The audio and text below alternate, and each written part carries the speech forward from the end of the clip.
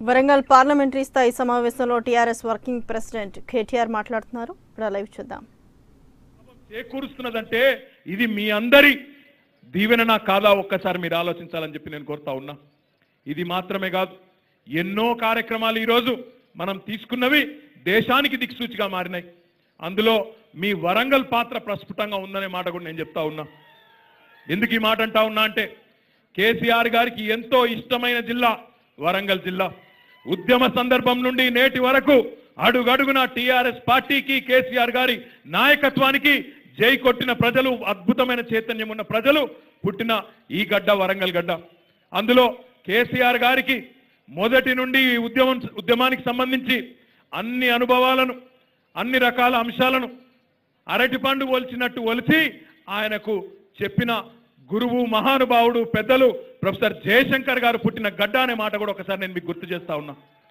ఎప్పుడు జయశంకర్ సార్ ఎప్పుడు ఒకటే అనేది, వారితో 2006 నుంచి వారు పరమపదించేదాకా వారితోని విలువైన 100 గంటలు గడిపే అవకాశం, అదృష్టం నాకు కూడా లభించింది. ఢిల్లీలో చాలా సందర్భాల్లో గంటలు కూర్చొని మాట్లాడుకునే సందర్భం. ఎందుకంటే వారు ఒక మొబైల్ ఎన్సైక్లోపీడియా, ఏం కావాలన్నా ఒక అరక్షణంలో చెప్పేది.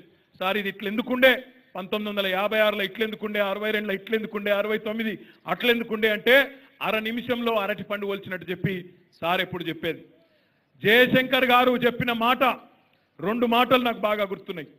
ఒకటి, జయశంకర్ గారు పదే చెప్పేది, తెలంగాణ ప్రజలకు, తెలంగాణ రాష్ట్రానికి, తెలంగాణ మొత్తానికి, రాష్ట్రంలోని ప్రజానికం మొత్తానికి ఏనాటికైనా స్వీయ రాజకీయ అస్తిత్వమే శ్రీరామ రక్ష. కాంగ్రెస్ అయినా, బీజేపీ అయినా, ఇంకే పార్టీ అయినా ఇవి ఏనాటికైనా పరాయి పార్టీలు మాత్రమే. మన రాష్ట్రానికి, మన రాష్ట్ర ప్రయోజనాల విషయంలో రాజీ లేని పోరాటం చేసే రాజకీయ నాయకత్వం, రాజీ లేని పోరాటం చేసే, అవసరమైతే పేగులు దిగేదాకా కొట్లాడే సత్తా ఉండే నాయకుడు కేసీఆర్ రూపంలో మనకున్నాడనే మాట జయశంకర్ సార్ 100 సార్లు బహిరంగ వేదికల మీద చెప్పిన మాట కూడా నేను మీకు గుర్తు చేస్తా ఉన్నా.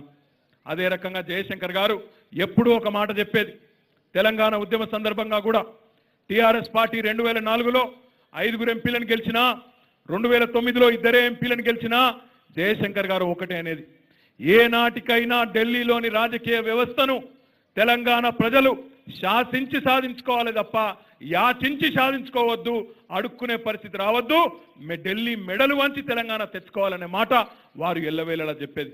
ఈరోజు మీ అందరి ఆశీర్వాదంతో, మీ అందరి అభిమానంతో కేసీఆర్ గారు తీసుకున్న సంక్షేమ కార్యక్రమాలు కానీ, అభివృద్ధి కార్యక్రమాలు కానీ, అపురూపమైన కార్యక్రమాలు గడిచిన 5 సంవత్సరాల కాలంలో షాదీ ముబారక్, కళ్యాణ లక్ష్మి లాంటి అద్భుతమైన కార్యక్రమాలతో పేదింటి ఆడబిడ్డలకు ఒక అన్నగా, ఒక మేనమామగా వారికి అండగా నిలబడ్డా, కేసీఆర్ కిట్లతో ప్రభుత్వ ఆసుపత్రుల్లో ప్రసవాలు జరిగే విధంగా రాష్ట్రంలోని వైద్య ఆరోగ్య పరిస్థితిని మెరుగుపరిచినా, అదే రకంగా సన్నబియ్యం పెట్టి పేదింటి బిడ్డల కడుపు నిండా ప్రభుత్వ స్కూళ్లలో, హాస్టళ్లలో వారికి నాణ్యమైన ఆహారాన్ని అందించినా, అదే రకంగా రైతు బంధు, రైతు బీమా లాంటి కార్యక్రమంతో కోట్లాది మంది రైతుల హృదయాలను కొల్లగొట్టినా, అదే రకంగా ఆసరా పెన్షన్లతో ఈరోజు మాకు గర్వంగా అనిపిస్తుంది. అప్పుడప్పుడు ఆ పెద్ద మనుషులు మాట్లాడే మాటలు వింటుంటే హృదయం ఉప్పొంగిపోతుంది. కేసీఆర్ నా పెద్ద కొడుకు అని పెద్దమ్మలు చెప్తుంటే హృదయం ఉప్పొంగిపోయి నిజంగా కూడా గర్వంగా అనిపించే పరిస్థితి. ఈరోజు 42-43 లక్షల మంది పేదలు, పెద్దవాళ్ళు, పెద్ద వయసులో ఉన్న ముసలి వాళ్ళు మా పెద్ద కొడుకు మాకు భోజనం పెడుతుండు కొడుక అని చెప్పి వాళ్ళు దీవెన ఇస్తుంటే గర్వంగా అనిపించే పరిస్థితి.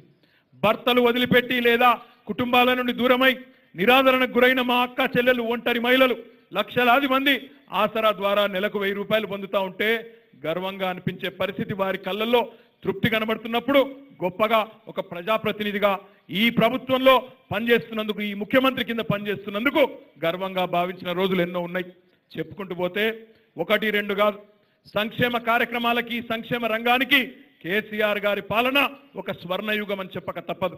అదే రకంగా వరంగల్ కుండే ప్రాధాన్యత ఎందుకు చెప్పాల్సి వస్తున్నదంటే, వరంగల్ ముఖ్యంగా మీ కాకతీయ తోరణానికి ముఖ్యమంత్రి గారు ఇచ్చిన గౌరవాన్ని ఒక్కసారి గుర్తు తెచ్చుకోమని చెప్పి నేను కోరుతా ఉన్నా.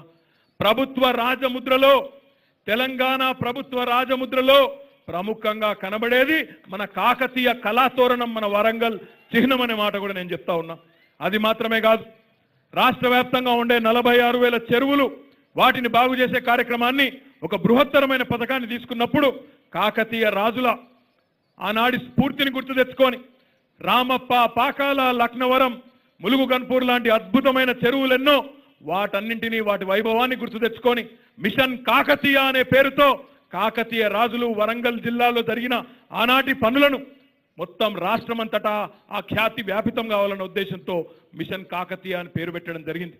అది మాత్రమే కాదు, ఈరోజు హైదరాబాద్ తర్వాత వరంగల్ అన్ని రకాలుగా అన్ని రంగాల్లో ముందుకు తీసుకుని పోయే విధంగా